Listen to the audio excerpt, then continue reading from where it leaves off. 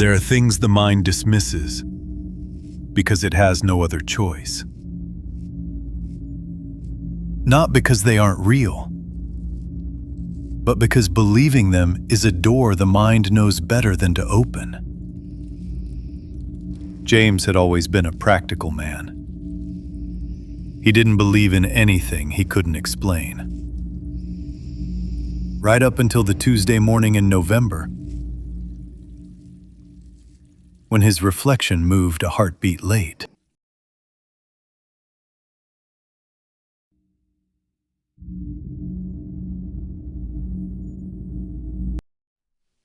He was shaving, half awake, thinking about nothing.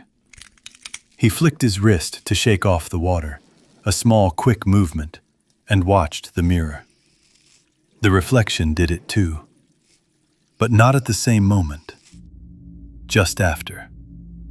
A fraction of a second, a single heartbeat late. He stood very still. He did it again, raised his hand, dropped it, watched. Normal, perfectly in sync. He told himself it was tiredness, long hours, bad sleep. The brain plays tricks when it isn't rested. Everyone knows that. He finished shaving and went to work and didn't think about it again. For 4 days. On Saturday, he was brushing his teeth. More awake this time, more present, watching himself the way you sometimes do when the mind goes quiet. And he saw it again. The delay. Small, precise, consistent. His hand moved, and the reflection followed. Not simultaneously, after, like an echo that had taken a wrong turn and arrived as an image instead of a sound. He pressed his palm flat against the glass. Cold. His reflection pressed back. In sync that time. He exhaled. He went back to bed and lay there for a long time with the light on. The blink happened on a Wednesday. Hallway, coat on, keys in hand, a last glance in the mirror before leaving. His reflection looked back. He looked fine. Then his reflection blinked. He had not. He stood completely still, keys in his hand, and watched his reflection with the focused, careful attention of a man who is trying very hard not to panic. His reflection stood still too, looking back at him, waiting. He blinked deliberately, several times. The reflection blinked with him.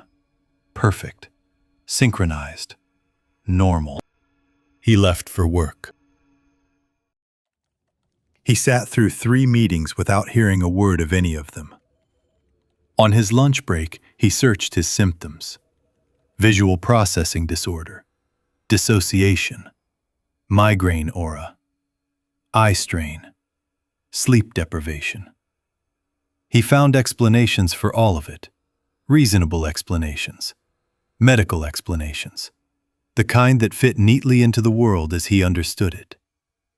He read them all carefully. He didn't believe a single one. That evening, he covered the hallway mirror with a bedsheet. He told himself it was temporary, just until he saw a doctor. Just practical. Nothing superstitious about it. He slept better that night than he had in 2 weeks. So he covered the bathroom mirror too. And the bedroom mirror. And the small decorative mirror in the living room he had never much liked anyway. Within a week, there was not a single uncovered reflective surface in his flat. He removed the mirrored wardrobe doors and stacked them against the wall, faces to the plaster. He took down the mirror above the fireplace and put it in a drawer. And then, and this is the detail that would later make his sister go quiet when he told her, He covered the black screen of his television with a piece of cardboard when it was turned off. Because late one night, he had noticed something in the dark glass of the screen. He had seen himself sitting on the sofa, and the image had not been quite right. He went to his GP the following Monday. He described everything carefully, calmly. He kept his voice level and his hands still. He did not want to be the man who came in sounding afraid. His GP referred him to a neurologist. The neurologist ran tests, an MRI, visual processing assessments, a series of tracking exercises that made James feel faintly ridiculous, following a small light with his eyes in a darkened room. Everything came back clean. His brain was, by every available measure, completely normal. The neurologist referred him to a psychiatrist. Her name was Dr. Okafor. She was calm, precise. She had the particular quality of stillness that good psychiatrists develop, the ability to be fully present without being intrusive. James liked her immediately, which made him trust her slightly less, because he understood that he was not in a state to be making good judgments about people. When he finished, she was quiet for a moment. Then she said, "I'd like you to try something. Film yourself standing in front of a mirror. Don't watch while you're doing it.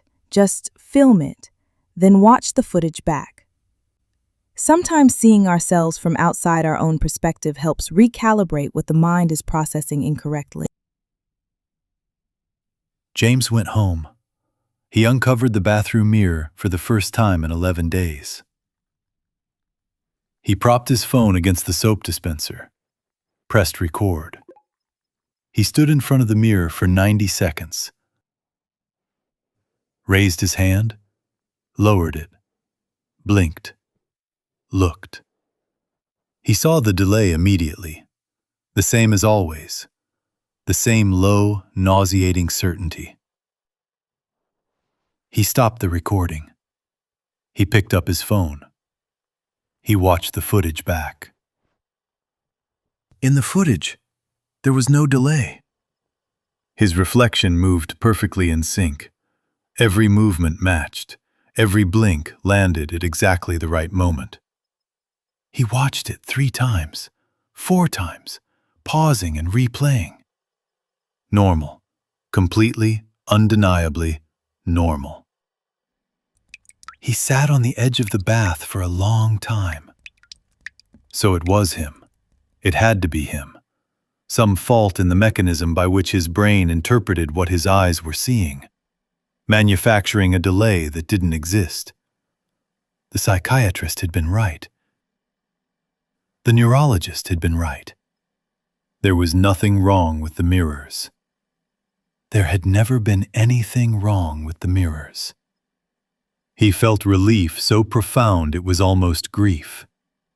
He watched the footage one final time, just to be certain. And that was when he saw it. In the corner of the frame, just visible, just once. For a single frame, a 24th of a second, the reflection was looking at the camera, when he had been looking at himself. James stood at the window and looked at the street below. People walking dogs, a child on a bicycle, a delivery van moving slowly between parked cars. The world conducting itself in its ordinary, indifferent way. He thought about all the years he had spent in front of mirrors, thousands of mornings, thousands of reflections. Every mirror in every bathroom, fitting room, hotel room, every rear-view mirror of every car he had ever driven. All those years, being looked at by something, without knowing. And he understood, slowly, quietly, with the particular clarity that arrives not as a revelation, but as something you have known for some time finally being allowed to surface. That the question was not whether something was living in his reflection. The question was whether it had always been there, and whether what had changed was not the reflection, but the fact that it had finally decided to stop hiding. He called Dr. Okafor the next morning, told her about the frame, described the angle of the eyes, the direction of the gaze, the certainty. He heard the quality of her silence on the other end of the line, and understood that she was choosing her words with care. James, I want you to consider that what you're seeing is a compression artifact. Digital video at low light compresses imperfectly. Eyes can shift in ways that look intentional, but aren't. I've considered it. And? I think you should watch the footage. She came the next morning. She sat at his kitchen table and watched. She watched it several times. She watched the single frame. Her expression remained exactly as it always was. Calm, precise, present. When she finished, she closed the laptop gently and looked at him. What do you see? She took a long moment. I see something that deserves further investigation. It was not the answer of a woman who had seen a compression artifact. James looked at the covered mirror above the fireplace. The sheet hung perfectly still in the windless room. How long do you think it's been watching? Dr. Okafor didn't answer immediately. She followed his gaze to the covered mirror.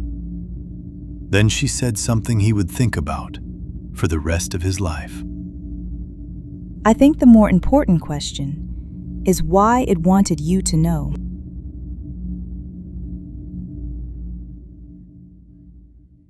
James never uncovered the mirrors. Not one of them.